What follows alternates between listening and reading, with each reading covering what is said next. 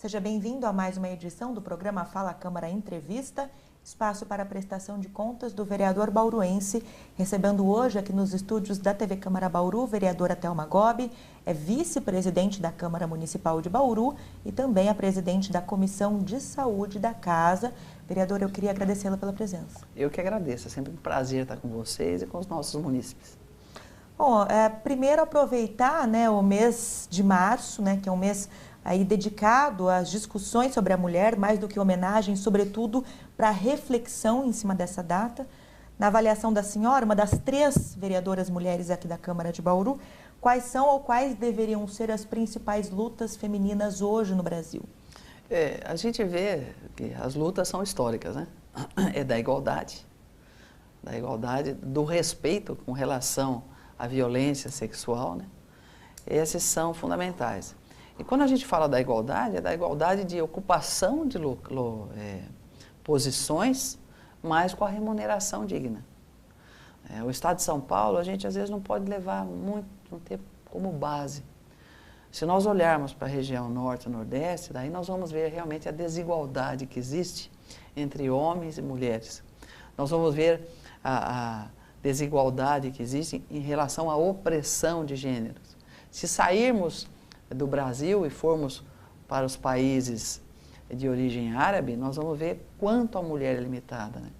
Na grande maioria dos países, ela não pode nem dirigir. Então, nós ganhamos muito, mas ainda temos muito que buscar.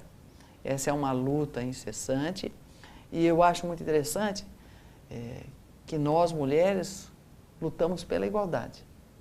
Nós não queremos andar atrás dos homens, mas não queremos andar na frente, nós queremos andar ao lado.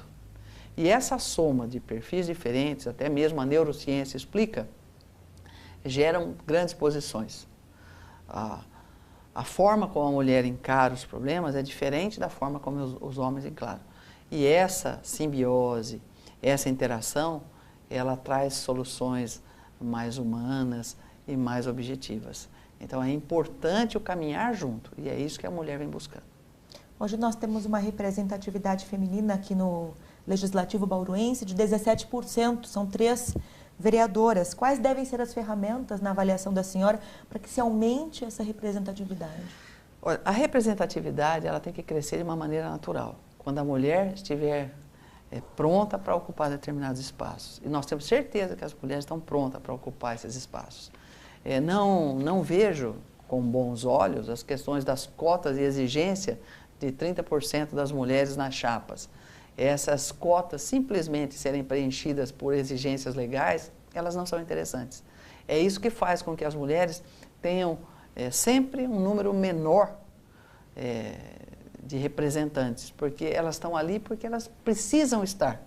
Elas são colocadas porque você tem que cumprir a regra. Então a mulher tem que entender o seguinte: eu estou aqui porque eu quero e eu tenho condições, tanto quanto as pessoas do gênero masculino, de chegar àquele local. Quando as mulheres ainda deixarem serem colocadas em determinadas posições porque tem uma necessidade de cumprimento de normas legais, fica difícil.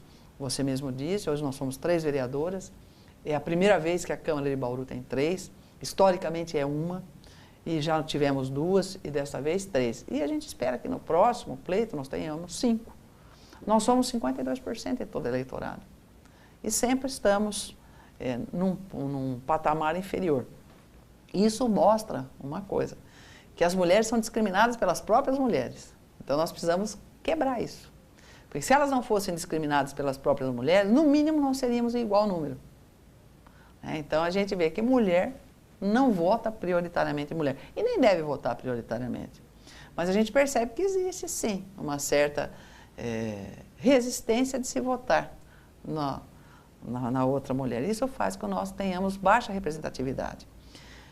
E os pontos importantes da vida do cidadão, ele é realmente registrado no parlamento. Então, políticas públicas para mulheres, a questão de defesa de projetos de lei, dizendo que não pode ter uma remuneração diferente para o mesmo posto, isso nós só vamos conquistar quando nós tivermos em igual número, que nós realmente fizermos o convencimento do outro segmento e tivermos uma votação expressiva. A mulher, ela é inteligente tanto quanto o homem, ela não é menos inteligente. Ela tem um olhar diferente. O homem olha muito no macro, a mulher ela olha mais nas minúcias. Então esse complemento que eu disse que faz com que tenham boas respostas e projetos de leis que abrangem mais a sociedade. Então eu digo assim, nós mulheres somos importantes, somos inteligentes e temos competência de sobra para ocupar qualquer cargo, desde que nós queiramos e nos preparemos para isso. Vereadora Thelma Gobi, no dia 24 de fevereiro, o voto feminino completou 86 anos, apenas 86 anos no Brasil, né? A gente fala aqui que, além do acesso ao voto, se discute também o acesso feminino a espaços políticos, públicos, eletivos principalmente. A senhora acredita que a sobrecarga de tarefas diárias acaba afastando a mulher um pouco da vida orgânica, política, dos partidos? Porque engajamento não falta, né? Veja, não é só questão de sobrecarga, tem o perfil histórico. Não é um lugar onde a mulher está ali, ainda existe um certo ranço. Tanto que eu me lembro quando eu me candidatei, a minha família é bastante, as mulheres são bastante diferenciadas. Minha mãe é uma pessoa muito culta, não gostou muito não. Né? E hoje existe aquela vala comum de que qualquer político é vagabundo, ladrão e sem vergonha. Então, existe até uma restrição familiar com relação a isso. Mas isso vai sendo quebrado. Nós estamos nos sentindo preparadas para ocupar essas posições. Somos um percentual muito pequeno, tanto no Poder Executivo, quanto no Legislativo, Municipal, Estadual, Federal. Mas isso está mudando.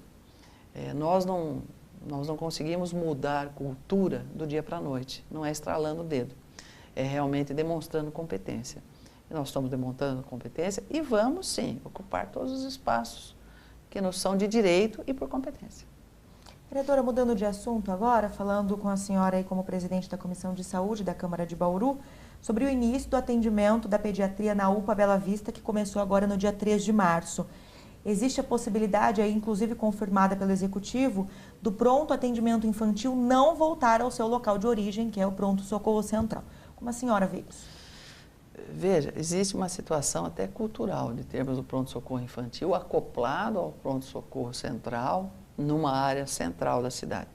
No primeiro momento, ficou claro que seria deslocado para que houvesse a reforma do pronto atendimento infantil. E agora vem aí com mais essa situação. Mas a gente não se surpreende, né? Porque nós temos percebido que do governo nós começamos com uma notícia X, ela vira 2X, ela vira 3X. Então nós precisamos que eles tenham realmente clareza para passar com clareza para a população o que está acontecendo. O grande sonho seria uma descentralização do atendimento de todos os segmentos na área de urgência e emergência. Mas nós vemos também que não temos pernas econômicas para fazer isso. Com relação à pediatria, não temos pernas com a questão do número de pediatras. Mas o ideal seria manter o central e termos todas as UPAs com pediatras também. Você desafogaria e deixaria a população numa área mais de conforto, com atendimento mais próximo da sua casa. Eu acho que esse é um caminho que começou e nós temos que esperar para ver o desfecho dessa novela. Né? A gente fala novela porque é longo. Não fala novela de uma forma pejorativa, mas eu acho que isso vai ter muito ainda para se discutir com relação a isso. Bom, após o anúncio do fechamento da fábrica da Mondelez em Bauru na semana passada, a Câmara tem cobrado urgência aí com relação à pauta de desenvolvimento do prefeito Clodoaldo Gazeta, né, que estimule também a geração de emprego e renda na cidade. A discussão de algumas políticas públicas de novo olhar para a ocupação urbana tem sido trazida aí, inclusive pela secretária de Planejamento, a Letícia, nas últimas semanas. Tem sido de bom tamanho esse projeto de destravamento da cidade? Olha, se fosse de bom tamanho mesmo, ele teria acontecido no prazo de 100 dias, né? Que era praticamente a promessa do prefeito que isso iria acontecer. A gente acha que está um pouco lento, compreendo as dificuldades da gestão pública, mas esse destravamento ele tinha que ser prioridade. Foi colocado como prioridade e ainda não foi priorizado de fato. O prefeito trouxe agora um cronograma das suas ações, já é alguma coisa, agora a gente precisa ver se ele vai ser cumprido. Né? Mas Bauru ainda não disse para todo empresariado para que veio. Qual é o seu mote, qual é o seu perfil? Nós queremos indústria de tecnologia, nós queremos ser um grande centro de logística, como nós havíamos discutido ali, nós teríamos um porto seco agregado ao hospital, ao aeroporto, né, que também não decolou. Tá aí um aeroporto que não decola, é o nosso.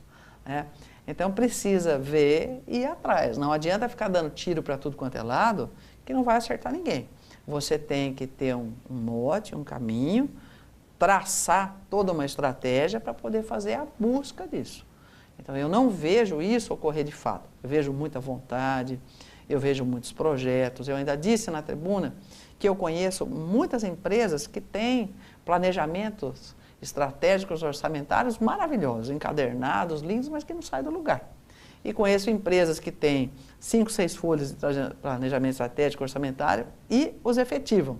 Eu prefiro 5, 6 folhas com o realizado do que grandes planejamentos que nunca saíram do papel. Então eu acho que está na hora de ter o pé no chão, ver o que nós conseguimos fazer, a forma que nós conseguimos fazer e qual é o perfil da nossa cidade. Porque senão fica buscando empresa do setor A, B, C, e nós não vamos ter realmente um marketing, uma destinação adequada à nossa cidade. Isso falta, no meu ver. E apesar de todo mundo dizer, está acontecendo muita coisa no papel, né? Disse na tribuna também o seguinte, praticamente 30% do governo já se foi. Nós temos um ano de Copa, um ano de eleições. É 50% do governo.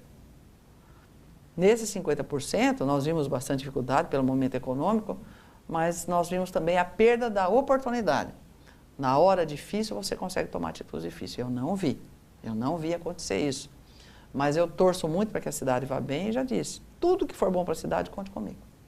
Outra prioridade aí do plano de governo do prefeito, ainda em época de campanha, foi a questão da transformação das regionais em subprefeituras. A senhora, inclusive, fez a cobrança dessa ação, né, da promessa dessa ação aí na tribuna nessa semana. Qual é o funcionamento hoje das regionais e qual seria o funcionamento ideal dessas unidades? Hoje, as regionais, elas são poucas, elas não dão conta de desenvolver todo o serviço na cidade, então elas não são regionais. Né? Vou dizer para você que elas são distritais, porque a Regional Bela Vista vai cuidar lá do Meridota, vai cuidar lá da Castelo, eu entendo que não tem o que fazer. As pessoas têm que fazer. Mas eu acho que você consegue sim reorganizar. Era uma promessa a questão das subprefeituras, né? Tem que dar uma certa autonomia. Agora, uma regional que não consegue ter um planejamento do que vai fazer na sua região, porque tem que cobrir outras, ela é ineficaz. Ela é ineficaz. Então, falta realmente a gestão, o cronograma, né? O organograma que foi dito que seria entregue. Até hoje ninguém viu o organograma. Mas nós temos barreiras financeiras que nos bloquearam, mas foi prometido que seria uma das primeiras ações. E até hoje ninguém viu. O organograma até viu, mas quando eu digo viu, é uma implantação, uma colocação às claras, nós não vimos ainda. Então isso falta, então, é aí que a gente cobra. Não se faz bem o serviço da onde você é regional e não se faz bem o serviço que você é colocado para fazer lá adiante. Então, onde você tem regional, deixa ser regional. Onde você não tem regional e você não consegue ter uma regional por questão de custo, faça uma equipe itinerante. Mas comece a priorizar aonde você já tem. E depois você tem uma equipe itinerante. Senão você não vai fazer bem nunca nada. Nunca nada. Eu não consigo fazer a implementação de mais 4 ou 5 regionais. Não, mas aonde tem, elas vão dar conta da área a elas delimitada. E aonde não tem, nós teremos uma itinerante. Aí fica uma ideia. Ok, nós recebemos aqui no programa Fala Câmara Entrevista, vereadora Thelma Gobi, vice-presidente da Câmara Municipal de Bauru, falando aí sobre as principais demandas da cidade e também refletindo, né, sobre este mês da mulher. Eu queria agradecer a tua presença. Eu que agradeço. Um abraço a todos. Agradeço também você pela sintonia. Fique ligado em nossa programação pelos canais 10 da NET e 60.3 UHF Digital. Até o próximo.